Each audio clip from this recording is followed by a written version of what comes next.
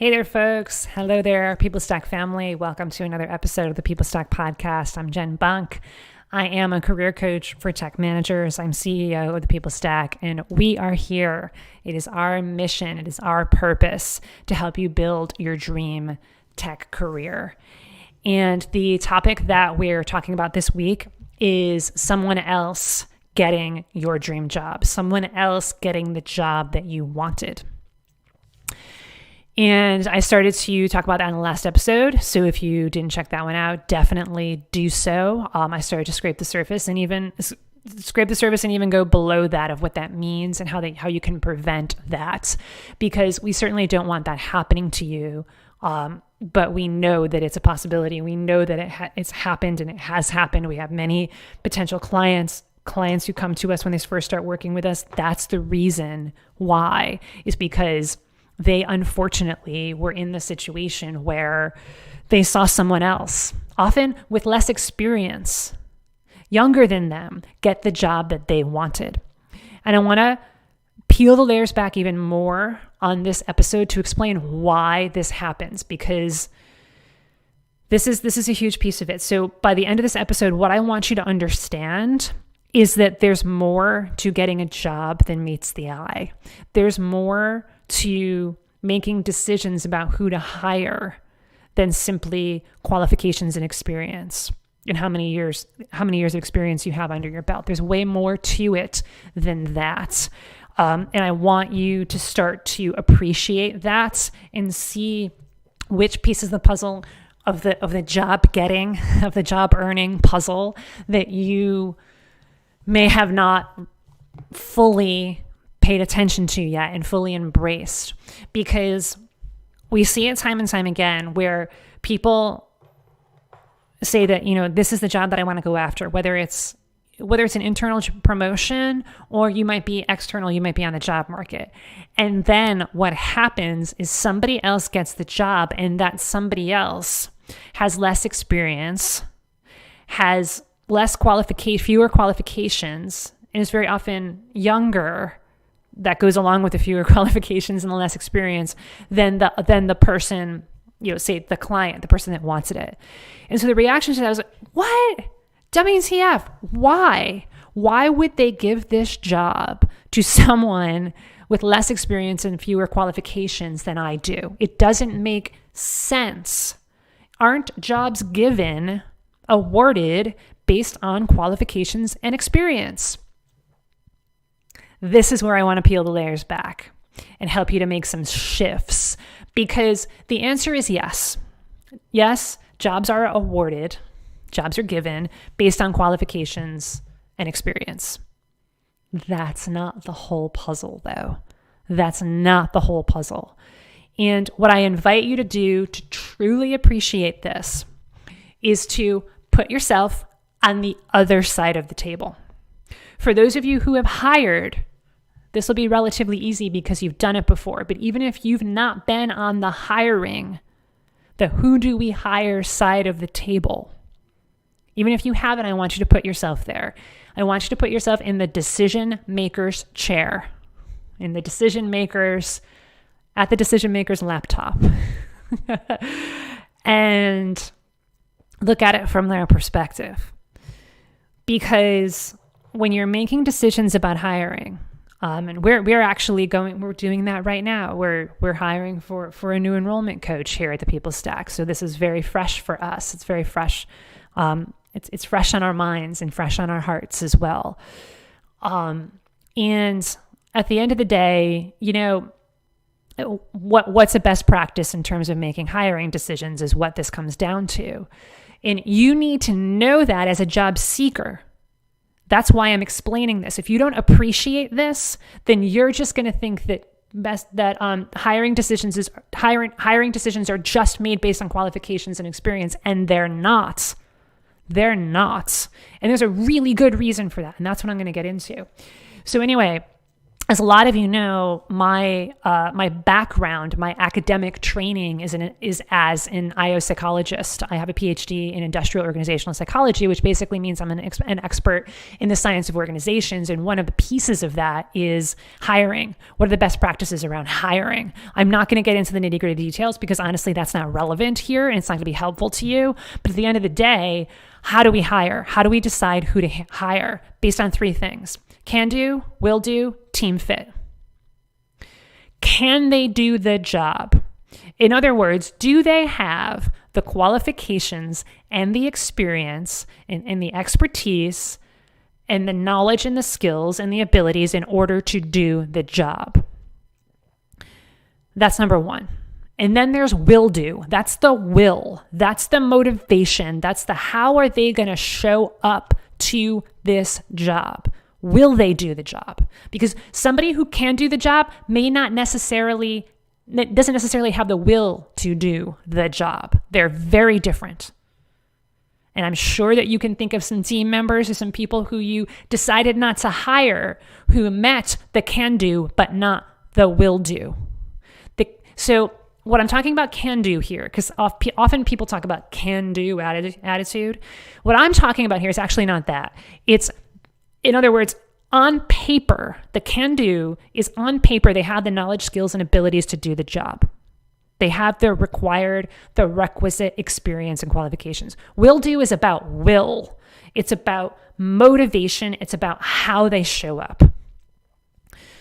And I know that you can probably think of some team members right now or people who you decided not to hire, they can do the job, but you didn't think they will. They won't actually show up in the way that you want them to. There was something about them that didn't scream, this person is motivated to be an A player. And that's who we want to hire. People who are motivated to tap into the knowledge and skills and abilities. That's the will do. And then there's also team fit as well. In other words, is this person going to exponentially add to the culture of our company? Are they going to fit in, can work, although we're looking for diversity as well. So someone who adds diversity to an organization can absolutely fit in the sense that we want to add diversity. So there's can do, will do, team fit. And it's really the first 2 that I'm talking about. And also can get into the culture fit, the team fit piece of it as well. So people don't hire just based on what you can do. People don't hire simply based on what's on your resume. People don't hire simply based on the letters after your name. Sometimes people are thrown off by them. People don't hire simply by your years of experience and your qualifications. Because at the end of the day, we're not hiring a robot. We're hiring a human. And just because you can do it doesn't mean you will.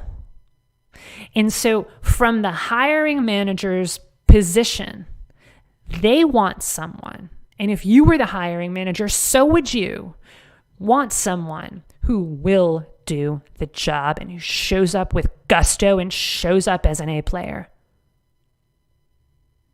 And who's going to fit into the team and who can do the job as well. So that's why someone else got the job and you didn't. Because they demonstrated that more than you did. They demonstrated more than you did, not only that they can do the job, but they will do it and they're going to be a team fit. This is the number one thing that so many of our potential clients, and when clients first start working with us, it's the number one thing that people miss out on. Your resume alone does not get you the job. The resume just gets you the interview. And people spend so much time focused on, but I have all of this experience. Or it might be, but I don't have the experience. Look, you absolutely can and will still get the job if you don't meet all of the requirements that they put in the job ad, if you show up with a will-do attitude. In other words, I'm an A player and I'm going to do this, and here's why. and if you show them how you're going to be a team fit and you're absolutely connected to their mission as well.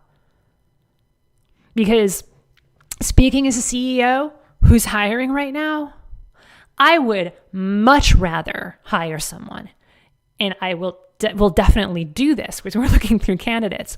I would much rather hire someone who has that will-do attitude, shows up, is taking action and is doing it quickly. This is key, by the way. Stick a pin in that for a moment about taking action quickly. Is applied right away and is following up with us and is there to clearly be an action taker and somebody who really resonates with our mission here at the People Stack. I would hire that person way more quickly than the person who has 20 years experience as an enrollment coach, but doesn't show up that way and doesn't show up with that gusto, with that motivation, with I'm here to take action, I'm here to fit in, and I can't wait to work with you kind of a thing. I would choose person A all day long over person B because I don't know if person B is going to do the job. They can, but will they? And do I want to work with them? Do I want to work with someone who's putting all of their eggs in the experience basket? Because experience is not everything. How you show up is a huge piece of the equation. And so here's the thing. You got to make sure that you're not putting all of your eggs into the experience basket. In other words, you got to make sure that you're showing up on the job market through your networking, through the interview process. And if you're looking for something internal, that you're showing up to conversations with your boss, to senior leaders with that will-do attitude, not just here's what I've done in the past, but here's what I will do in the future. And here's what I'm committed to. You have to show up that way or else you're not going to get that promotion. You're not going to get that raise. You're not going to land that new hell yes job. Somebody else is going to because they show up like that and they act quickly. They act more quickly than you do. So many tech managers think that acting quickly is a bad thing. That you need to stop and think about it. You need to stop and consider the options and really consider whether or not you want to leave that toxic environment that is killing you slowly one day at a time. Do I really want to go in the job market? Gee, I don't know. I must consider this more. There's nothing left to think about. Go and do it with gusto. Because look, the reason that people land those jobs and those jobs that you wanted was because they acted faster than you. You're capable of acting quickly as well. You're capable of doing that. It's just that you're not used to it. What you've conditioned yourself to do is to think about it. What you've conditioned yourself to do is to ruminate on it. What you've conditioned yourself to do is carefully weigh out all the options before you actually move forward with it. And while that can be very, very helpful and actually a superpower in certain situations, especially when we're dealing with high risk IT kinds of situations or even kind of, high visibility software kinds of situations where you don't want to bring a site down and cause a customer to lose millions of dollars. Heard stories about that sometimes. Maybe some of you have been in the middle of that kind of a thing. So that's why, excuse me, that's why there are times when it's important, necessary even, to take that moment to consider the options and weigh them out. But look, when you're on the job market, speed is your friend. Speed is your friend. It's really about taking action and taking action quickly because you know that that's what's the next thing to do. That's the next thing to do. So another metaphor that I will give you all, and this is very similar. This is definitely applicable to landing that next job and how speed wins over strength. So in this case, speed and showing up with that gusto is going to win over years of experience and the power and the years of experience under your belt. And so for those of you who have broken a board, Maybe in a karate class or maybe in some transformational seminar, they do that a lot. That's where I actually did it. If you've ever broken a board with your bare hands, you know what I'm talking about here. And that's what breaks the board, by the way. It's speed over strength. You don't need to be strong to break a board. You need to be fast. And I had the pleasure of doing this with a room full of, I think it must have been like 200 people pre-COVID, obviously. And it was at the very end of this transformational seminar. It was way more than that. It was a transformational training over the course of a few days. And we learned how to break a board. It was how to, really just shed our limiting beliefs and say that isn't true. But this is definitely applicable on the job market as well. Essentially, breaking that board is breaking through to the next level to land that job. How do you do that? Speed wins over strength. The reason that you can break a board with your bare hand is not because of your strength. You know what? I'm pretty strong, right? I'm a lean, mean machine. And certainly there are definitely guys in the room and women in the room with bigger muscles than I have. But there were also folks who were 10, 20, 30 years older than me, who wouldn't consider themselves as physically strong, who were able to break that board. They were able to break through to that next level of living, of experience in their careers and their businesses because of speed. It's the speed of which you break the board with. And so there's an action that they taught us how to do, where it's essentially, it's not about muscling your way through that board. You're actually going to hurt yourself if you try to do that. It's a flick of the wrist. It's actually a flick of the arm where you pull back and then just really quickly break that board. It's the speed that does it. Speed over strength. You have the strength. You have the experience. You are an experienced technical manager who is committed, who is absolutely, who is wise, who is intelligent, who wants to be authentic, and who has reached great heights in your career. You wouldn't be here right now if you didn't have that strength and that power. What's missing, the reason why you haven't landed that hell yes job yet or gotten that promotion or gotten that raise yet is because of speed.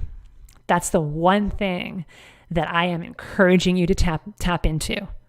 Move fast. Move faster. Because that's what gets you the job. That's the reason why that person with less experience than you got that job. They moved faster. They moved faster to connect with the hiring manager. They moved faster to get the interview. They moved faster to send thank you notes. They moved faster to tell them how frickin' flippin' excited they are about the job. They moved faster than you did. They had the conversations faster. They moved the conversations forward faster, and they got the job faster. It is absolutely a benefit to move quickly.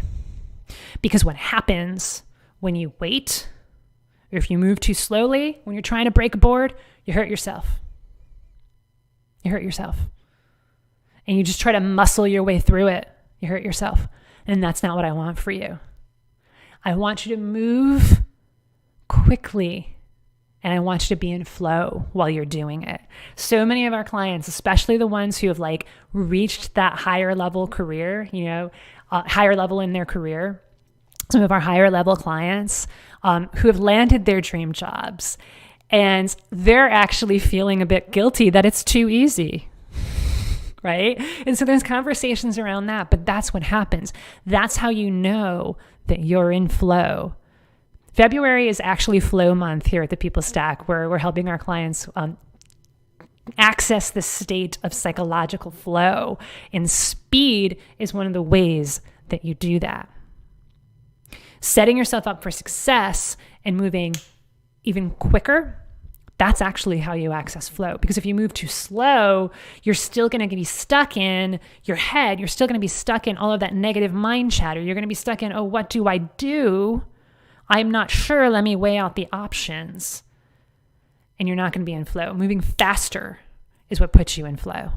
And look, I know that this can seem like insurmountable, especially if you've conditioned yourself over the last 10, 20, 30, 40 plus years to move slowly.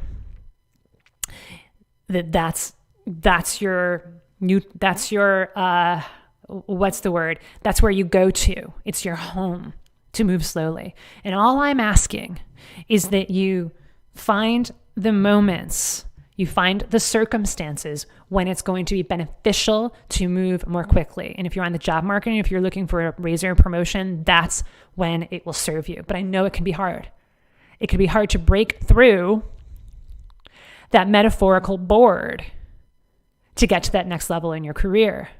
And that's what we're here for. So if you're ready to do that, but you need help, and all of you do, by the way. Some of you just haven't realized it yet.